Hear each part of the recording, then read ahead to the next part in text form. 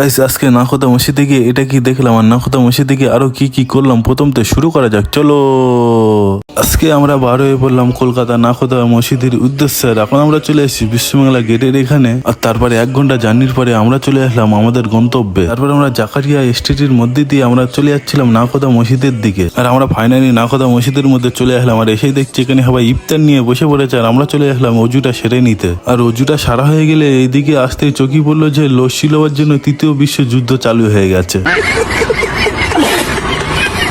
আর হ্যাঁ গাইস, ওই লস্যি যে নিতে যাবেন তার সাদা পাঞ্জাবি হলুদ হয়ে যাবে। আর আমরা তারপর চলে গিয়েছিলাম মসজিদের উপারে। আর উপর থেকে গাইস ভিউটা দেখুন।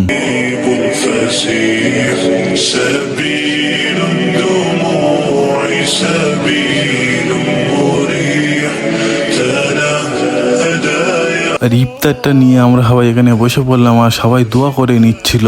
আর ইফতারের টাইম হয়ে গেলে সবাই আমরা এখানে ইফতারটা সেরে নিচ্ছিলাম। আর জাকারিয়ায় আরো কি কি করলাম তোমরা যদি দেখতে চাও তাহলে আমার পেজটাকে ফলো করে দাও, নেস ব্লগ আসছে।